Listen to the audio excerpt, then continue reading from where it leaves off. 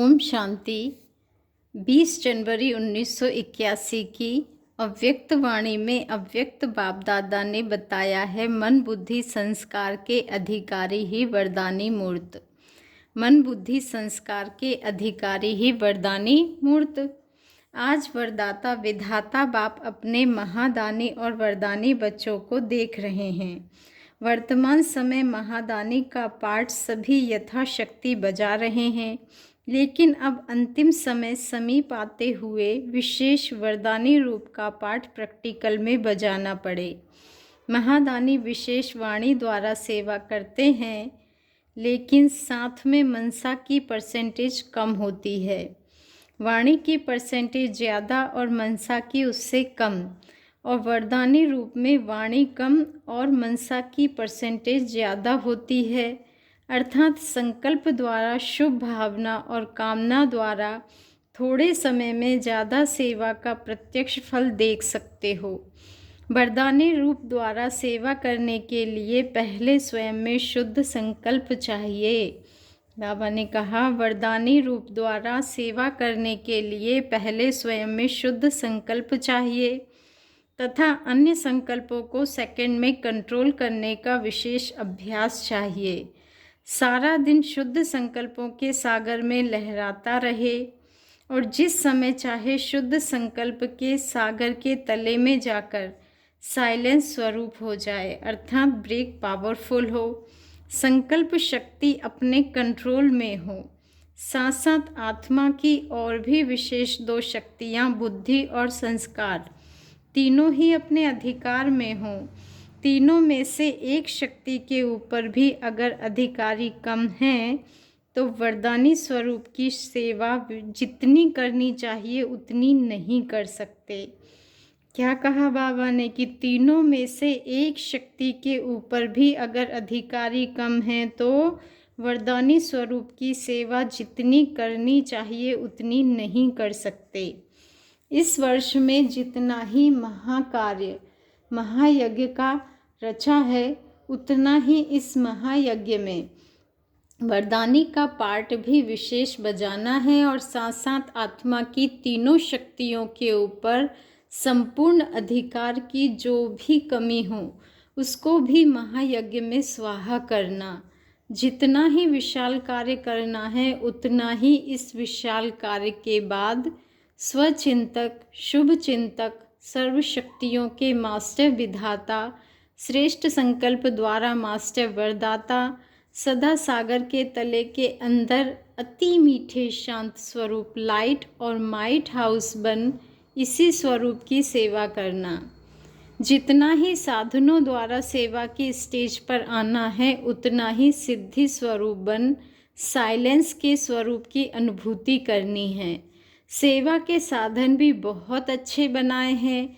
जितना विशाल सेवा का यज्ञ रच रहे हैं, वैसे ही विशाल संगठित रूप में, बाबा ने कहा, वैसे ही विशाल संगठित रूप का ज्वाला रूप शांति कुंड का महायज्ञ रचना है।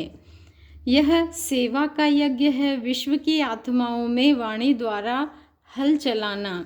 हल चलाने में हलचल होती है। उसके बाद जो बीज डालेंगे उसको शीतलता के रूप में साइलेंस की पावर से शीतल जल डालेंगे, तभी शीतल जल पड़ने से फल निकलेगा। ऐसे नहीं समझना कि महायज्ञ हुआ तो सेवा का बहुत पार्ट समाप्त हुआ। यह तो हल चला करके बीज डालेंगे, मेहनत ज़्यादा इसमें लगती है। उसके बाद फल निकालने के लिए महादानी के बाद वरदानी की सेवा करनी पड़े। वरदानी मूर्त अर्थात सदा स्वयं वरदानों से संपन्न। सबसे पहला वरदान कौन सा है?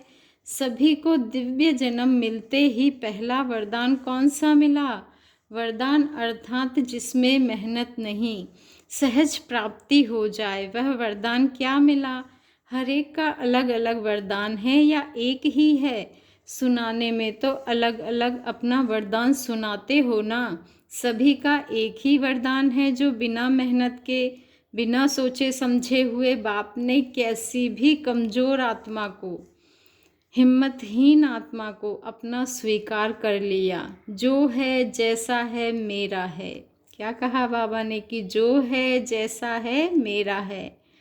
यह सेकंड में वर्षे के अधिकारी बनाने की लॉटरी कहो, भाग्य कहो, वरदान कहो, बाप ने स्वयं दिया। स्मृति के स्विच को ऑन कर दिया कि तू मेरा है। सोचा नहीं था कि ऐसा भाग्य भी मिल सकता है, लेकिन भाग्य विधाता बाप ने भाग्य का वरदान दे दिया। इसी सेकंड के वरदान ने जन्म जन्मांतर के वर्षे का अधिकारी बनाया।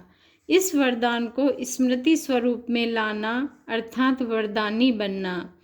बाप ने तो सबको एक ही सेकंड में एक जैसा वरदान दिया, चाहे छोटा बच्चा हो, चाहे वृद्ध हो, चाहे बड़े ऑक्यूपेशन वाले हो, चाहे साधारण हो, तंदुरुस्त हो या बीमार हो, किसी भी धर्म के हो, किसी भी देश के हो, पढ़ा हुआ हो व अनपढ़ हो, सभी को एक ही वरदान दिया। इसी वरदान को जीवन में लाना, स्मृति स्वरूप बनना, इसमें नंबर बन गए।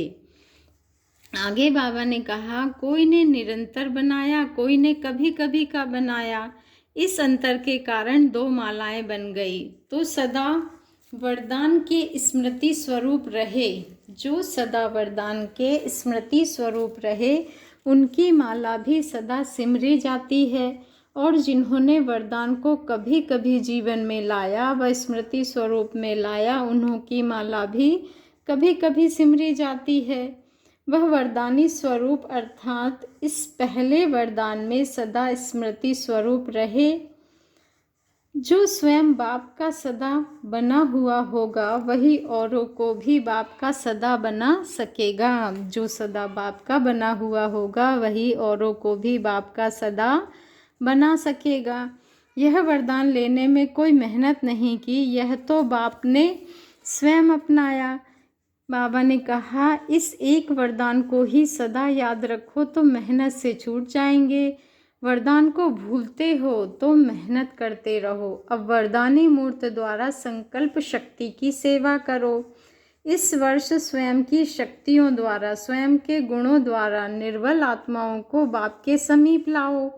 वर्तमान समय मेजोरिटी में शुभ इच्छा उत्पन्न हो रही है कि आध्यात्मिक शक्ति जो कुछ कर सकती है वह और कोई कर नहीं सकता, लेकिन आध्यात्मिकता की ओर चलने के लिए अपने को हिम्मतहीन समझते। तो इसी रूप का एक टांग अब प्रत्यक्ष रूप में दिखाई दे रही है, लेकिन उन्हें अपनी शक्ति से हिम्मत की दूसरी टांग दो, तब बाप के समीप चल सकेंगे, तब बाप के समीप चल करके आ सकेंगे। अभी तो समीप आने में ही हिम्मतहीन हैं। पहले तो अपने वरदानों से हिम्मत में लाओ, उल्लास में लाओ कि आप भी बन सकते हो। उल्लास में लाओ कि आप भी बन सकते हो। तब निर्बल आत्माएं आपके सहयोग के वर्षे से अधिकारी बन सकेंगी। लंगड़ों को चलाना है, तब आप वरदानी मूर्तों का बार बार शुक्रिया मानेंगे। कुछ भक्त बनेंगे, कुछ प्रजा बनेंगे, कोई फिर लास्ट सो फास्ट भी होंगे। तो समझा इस वर्ष क्या करना है। जैसे महायज्ञ की सेवा की धूम चारों ओर मचाई है, वैसे इस यज्ञ के कार्य के साथ साथ शांति कुंड के वायुमंडल वाइब्रेशंस, उसकी धूम भी चारों ओर मचाओ। जैसे महायज्ञ के नए चित्र बनाए हैं, झांकियाँ बना रहे हैं, भाषण तैयार कर रहे हो, स्टेज तैयार कर रहे हो, वैसे चारों ओर हर बाबा ने कहा, वैसे चारों ओर हर ब्रह्मा बाप समान चैतन्य चित्र बन जाए, लाइट और माइट हाउस की झांकी बन जाए। संकल्प शक्ति का, साइलेंस का भाषण तैयार करे और कर्मातीत स्टेज पर वरदानी मूर्त का पाठ बजावे, तब संपूर्णता समीप आएगी। इसी वर्ष में अति विशाल कार्य जो करना है वह भी इतना ही संगठित रूप में प्रत्यक्षता का, एक बल एक भरोसे का नारा लेकर सेवा की स्टेज पर आना है। सर्व ब्राह्मणों की उंगली से कार्य को संपन्न करना है। वैसे ही इस ही वर्ष में सर्व के एक संकल्प द्वारा वरदानी रूप का भी ऐसा ही विशाल कार्य प्रैक्टिकल में लाना है। समझा अभी क्या करना है। ऐसे आवाज़ में आते हुए भी आवाज़ से परे स्थिति में स्थित रहने वाले, अपनी हिम्मत द्वारा अन्य आत्माओं को हिम्मत देने वाले, अपनी समीपता द्वारा औरों को भी समीप लाने वाले, लंगड़ी आत्माओं को दौड़ की रेस में लगाने वाले, ऐसे वरदानी और महादानी बाप दादा के समीप आत्माओं को बाप दादा का याद, प्यार और नमस्ते। और हम रूहानी बच्चों की भी रूहानी बाप दादा को दिल से याद, प्यार, गुड मॉर्निंग और नमस्ते। दादी जी से मुलाकात। बाबा ने कहा, समय समीप आ रहा है और आप समय के समीप आ रही हो। समय समीप आ रहा है, बस आप समय के समीप आ रही हो। स्वयं समय को ला रहे हैं, वह समय स्वयं को खींच रहा है। ड्रामा आपको चला रहा है या आप ड्रामा को चला रहे हैं? मास्टर आप हो या ड्रामा? रचता ड्रामा है या आप हो? अभी कई बार वाणी में निकलता है कि जो ड्रामा में होगा वही होगा, लेकिन आगे चलते हुए ड्रामा में क्या होना है वह इतना स्पष्ट टच होगा जो फिर ऐसे नहीं कहेंगे कि जो होना होगा वह होगा। अथॉरिटी से कहेंगे कि यही ड्रामा में होना है और वही होगा। जैसे भविष्य प्रारब्ध स्पष्ट है, वैसे ड्रामा में क्या होना है वह भी स्पष्ट होगा। कोई कितना भी कहे कि यह नूंद है, नहीं बनते हैं या नहीं बनते क्या पता, तो मानेंगे नहीं। जैसे इस बात में नॉलेजफुल के आधार पर मास्टर हो गए, बस होना ही है। जो कल होना है वह 1 सेकंड के बाद होना है, वह भी इतना अथॉरिटी से, नॉलेजफुल की पावर से, स्पष्टता की पावर से ऐसे बोलेंगे कि यह होना ही है। जो होगा वह देख लेंगे, नहीं देखा हुआ है और वही होगा। इतना अथॉरिटी वाले बनते जाएंगे। यह भी एक अथॉरिटी है ना, बनना ही है। राज्य हमारा होना ही है। कितनी भी हिलाने की कोई कोशिश करे, लेकिन वह स्पष्ट है। जैसे इस पॉइंट की अथॉरिटी हो जाएंगे। यह तब होगा जब थोड़ा सा एकांतवासी होंगे। जितना एकांतवासी होंगे उतना टचिंग अच्छी आएगी। क्या होना है, यह वर्तमान समान भविष्य क्लियर हो जाएगा। अभी समय कम मिलता है, पर्दे के अंदर ड्रामा की यह सीन है, यह भी अनुभूति होगी। इसलिए कहा कि इस वर्ष में जितना सेवा की हलचल उतना ही बिल्कुल जैसे अंडरग्राउंड चले जाओ। कोई भी नई इन्वेंशन और शक्तिशाली इन्वेंशन होती है तो उतना अंडरग्राउंड करते हैं। तो एकांतवासी बनना ही अंडरग्राउंड है। जो भी समय मिले, इकट्ठा 1 घंटा व आधा घंटा समय नहीं मिलेगा, यह भी अभ्यास हो जाएगा। अभी अभी बात की, अभी अभी 5 मिनट भी मिले तो सागर के तले में चले जाएंगे। जो आने वाला भी समझेगा कि यह कहाँ और स्थान पर है, कहाँ नहीं है, उनके भी संकल्प ब्रेक में आ जाएंगे। वाणी में आना चाहेंगे तो आ ना सकेंगे। साइलेंस द्वारा ऐसा स्पष्ट उत्तर मिलेगा जो वाणी द्वारा भी कम स्पष्ट होता। जैसे साकार में देखा, बीच बीच में कारोबार में रहते भी गुम अवस्था की अनुभूति होती थी ना। कितनी अच्छी बात बोली बाबा ने कि जैसे साकार में देखा, बीच बीच में कारोबार में रहते भी गुम अवस्था की अनुभूति, अंडरलाइन करें, गुम अवस्था की अनुभूति होती थी ना। सुनते सुनाते, डायरेक्शन देते अंडरग्राउंड हो जाते थे। तो अभी इस अभ्यास की लहर चाहिए, इस अभ्यास की लहर चाहिए कि गुम अवस्था की अनुभूति हो कारोबार करते हुए। चलते चलते देखे कि यह जैसे कि गायब है, इस दुनिया में है ही नहीं। यह जैसे कि गायब है, इस दुनिया में है ही नहीं। यह फरिश्ता इस देह की दुनिया और देह के भान से परे हो गए। इसको ही सब साक्षात्कार कहेंगे।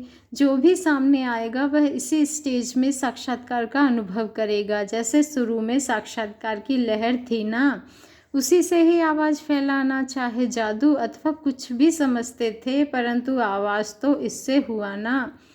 ऐसी स्टेज में जब अनुभव समान साक्षात्कार होंगे तो फिर प्रत्यक्षता होगी, नाम बाला होगा, साक्षात्कार होगा, प्रत्यक्ष फल अनुभव होगा। इसी प्रत्यक्ष फल की सीजन में प्रत्यक्षता होगी। इसी को ही वरदानी रूप कहा जाता है। जो आए वह अनुभव कर जाए। बात करते करते खुद भी गुम, दूसरों को भी गुम कर देंगे, यह भी होना है। वाणी द्वारा कार्य चलाकर देख रहे हैं, लेकिन यह अनुभव करने और कराने की स्टेज समस्याओं का हल सेकंड में करेगी। टाइम कम और सफलता ज़्यादा होगी। आजकल किसको भी कोई बात वाणी द्वारा दो तो क्या कह देते, हाँ यह तो सब पता है, नॉलेजफुल हो गए हैं। सेकंड में कहेंगे यह तो हम जानते हैं। यही सुनने को मिलेगा। बाबा ने कहा यह भी सब समझ गए हैं कि फलानी भूल की क्या शिक्षा मिलेगी, तो अब नया तरीका चाहिए। वह यह है, अनुभूति की कमी है। बाबा ने कहा पॉइंट्स की कमी नहीं है। एक सेकंड भी किसी को अनुभूति करा दो, एक सेकंड भी किसी को अनुभूति करा दो शक्ति रूप की, शांति रूप की, तो वह चुप हो जाएंगे। आगे पर्सनल मुलाकात की है बाबा ने, उसमें कहा है ब्राह्मण जीवन की विशेषता है अनुभव। ब्राह्मण जीवन की विशेषता है अनुभव। नॉलेज के साथ साथ हर गुण की अनुभूति होनी चाहिए। बच्चे अगर एक भी गुण व शक्ति की अनुभूति नहीं तो कभी न कभी विघ्न के वश हो जाएंगे। अभी अनुभूति का कोर्स शुरू करो। हर गुण व शक्ति रूपी खजाने को यूज़ करो। जिस समय जिस गुण की आवश्यकता है उस समय उसका स्वरूप बन जाओ। जिस समय जिस गुण की आवश्यकता है उस समय उस गुण का स्वरूप बन जाओ। जैसे आत्मा का गुण है प्रेम स्वरूप, सिर्फ प्रेम नहीं लेकिन प्रेम स्वरूप में आना चाहिए। जिस आत्मा को देखो उसे रूहानी प्रेम की अनुभूति होनी हो। अगर स्वयं को व दूसरे को अनुभव नहीं होता हो तो जो मिला है उसे यूज़ नहीं किया है। जैसे आजकल भी खजाना लॉकर्स में पड़ा हो तो खुशी नहीं होती, वैसे नॉलेज की रीति से बुद्धि के लॉकर में खजाने को रख ना दो, यूज़ करो बच्चे। फिर देखो यह ब्राह्मण जीवन कितना श्रेष्ठ लगता है। फिर वाह रे मैं का गीत गाते रहेंगे, फिर वाह रे मैं का गीत गाते रहेंगे। अनुभवी के बोल और नॉलेज वाले के बोल में अंतर होता है। अनुभवी के बोल और नॉलेज वाले के बोल में अंतर होता है। सिर्फ नॉलेज वाला अनुभव नहीं करा सकता, तो चेक करो कि कहाँ तक मैं अनुभवी मूर्त बना हूँ, कौन सी शक्ति किस परसेंटेज में प्राप्त की है और समय पर कार्य में ला सकते हैं या नहीं। ऐसा ना हो दुश्मन आवे और तलवार चले नहीं, और ढाल के समय तलवार और तलवार के समय ढाल याद आ जाए। जिस समय जिस चीज़ की आवश्यकता है बच्चे वही यूज़ करो, तब विजयी हो सकेंगे।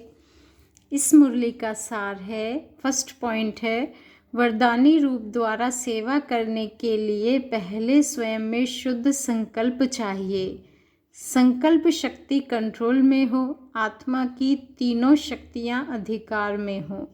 सेकंड पॉइंट है, जितना एकांतवासी होंगे उतनी टचिंग अच्छी आएगी। जितना एकांतवासी होंगे उतनी टचिंग अच्छी आएगी।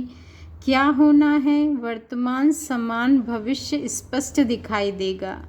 क्या होना है, वर्तमान समान भविष्य स्पष्ट दिखाई देगा। जितना एकांतवासी होंगे उतनी टचिंग अच्छी आएगी। क्या होना है, वर्तमान समान भविष्य स्पष्ट दिखाई देगा। अच्छा, ओम शांति। शुक्रिया बाबा, शुक्रिया मीठे बाबा, शुक्रिया।